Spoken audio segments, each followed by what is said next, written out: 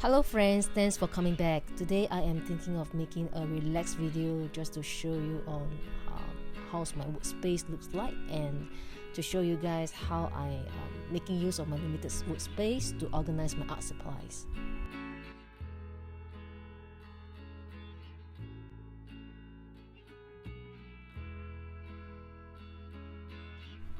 So this is the space that I spend a lot of time during weekends when I do all my drawings.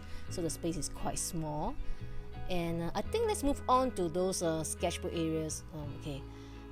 These are all the sketchbooks that I have for portrait and landscape painting.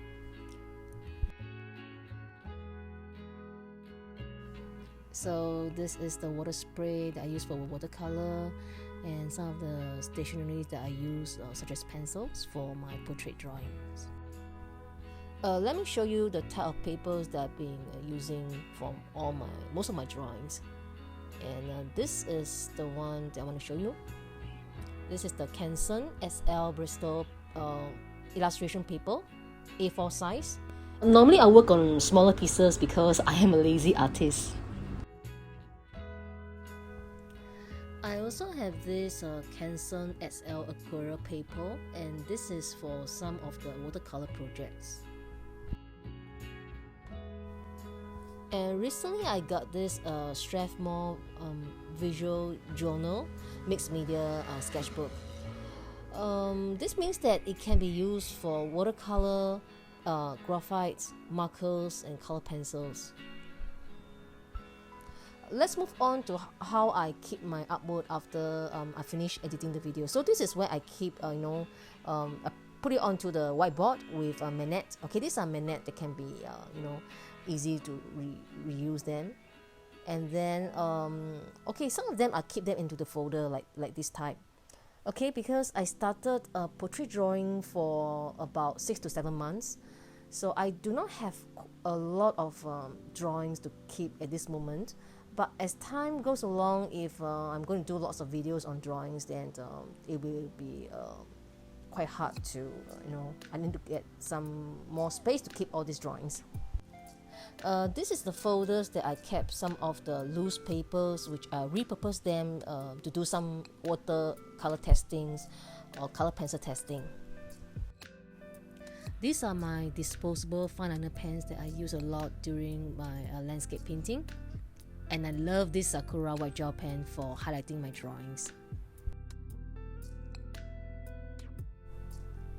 And this is my main sharpener for sharpening most of my color pencil. If you're using fountain pen to make your drawings, you can consider to use the Ultramantis Document Ink black colors. They are waterproof, and it is safe to use together with watercolor. So this is my laptop when I wanted to look at the reference during drawings. So it depends a lot of reference at this moment. Okay, and then I listen to music, and also I'm doing some editing of thumbnails. Yeah, then I do it on my laptop sometimes. Because right now my spare phone is spoiled, so that's why I'm using a laptop for this workaround solution. One of my friends is asking me that, Ian, do you change your table recently? So this is just a motif table mat, which I recently changed from white to brown, because when the sunlight shines onto the white surface, it reflected back onto my phone camera, which is causing some coloring issue when I'm doing editing. So I'm not sure, artist friends, do you encounter these kind of issues when there's some coloring correction need to be done? Okay, why I need to buy this table mat is because previously I have done a lot of watercolor painting, and some of the colors are quite staining, and I just want to protect my original tabletop. That's it. So this is how my setup looks like when I want to take a video for my drawings. I'm using handphone, so most of my video is a top-down view. In case I want to take the video at a different angle, then I will just use this handphone tripod to point at this direction. So far I find this kind of a screw type handphone holder is quite stable. Okay, this is an important tool when I come to portrait coloring. This is Faber Castell, 48 colors, and I think this is already being stock production already. You can see that some of the colors are quite new, as I don't use them often. I use a skin tone, and black colors I use them quite often too. Yeah. Let me show you on how I keep my watercolor paint. So I bought this plastic toolbox from a dollar store.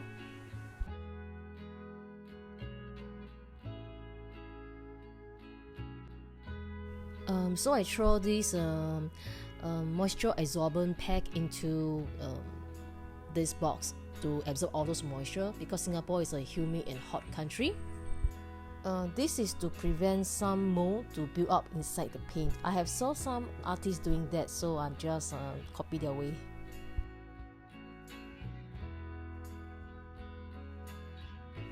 Okay, this is the Hemi gouache paint. This looks very bulky, and I just put on my table beside me. Okay, let's take a look inside of what's inside my drawer. Yes, this is the metal watercolor palette that I can bring outdoor. And this is another one. Sorry, it looks a bit dirty and rusty.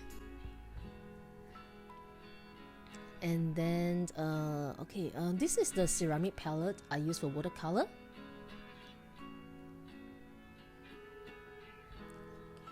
And then this is the Sprinkle Horizon Aqueralla,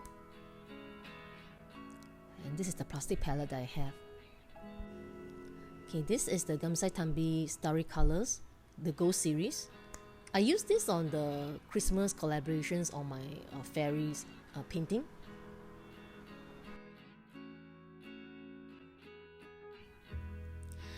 This is the Kuretake Gamsai Tambi watercolor. I love this because these are quite pastel color. Okay, let me show you my plastic palette. Sorry, it looks very dirty.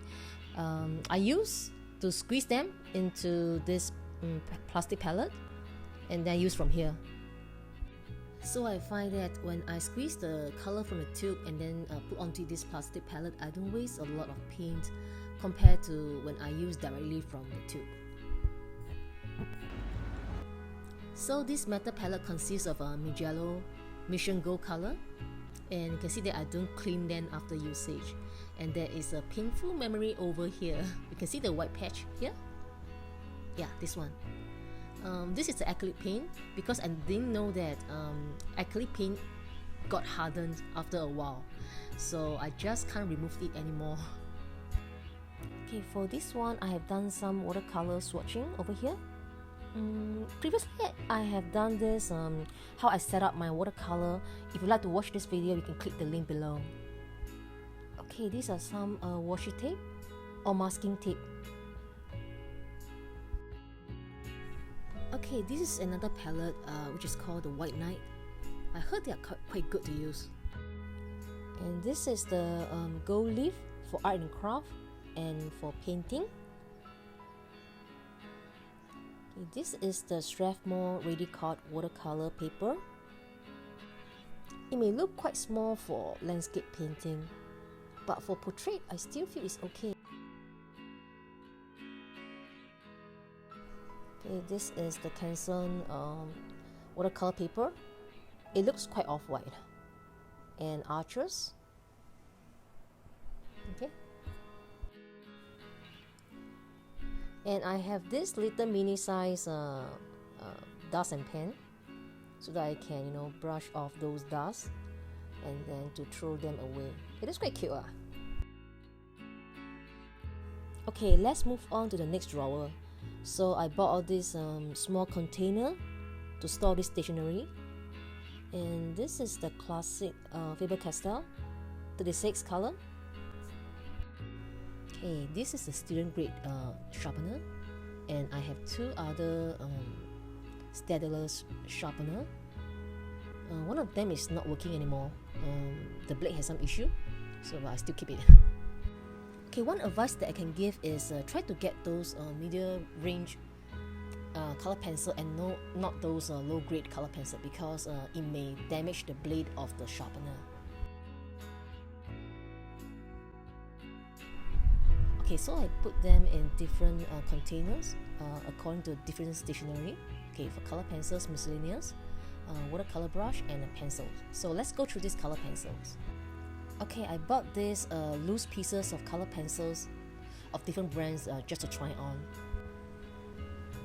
So these are some of the Derwent's Pro Color that I bought in the local art store. I think I love to add more on skin tones than other color range. So yeah, that's why I bought these 5 colors.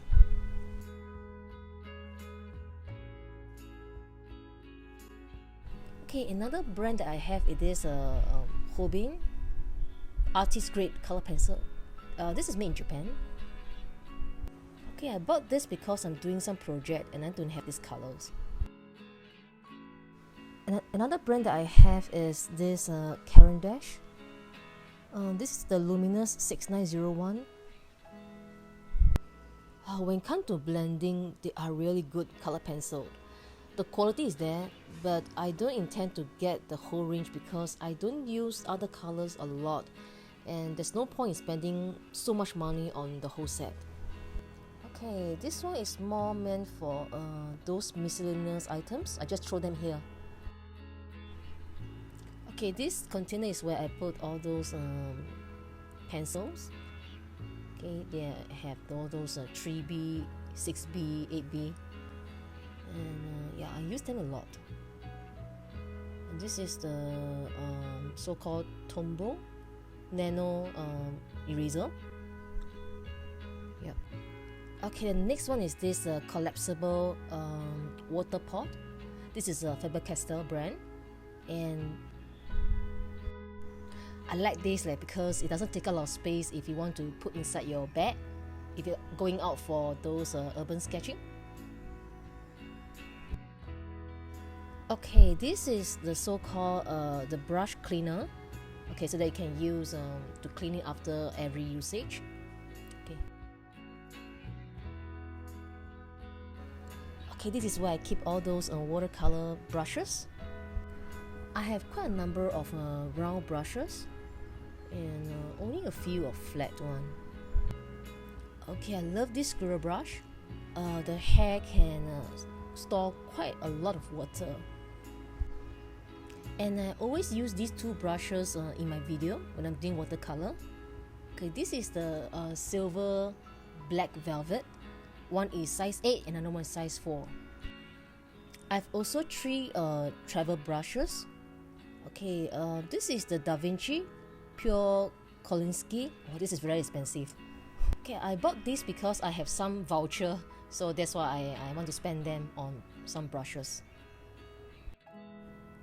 Okay, this is a screw type collapsible travel brush. Okay, this is how you assemble it.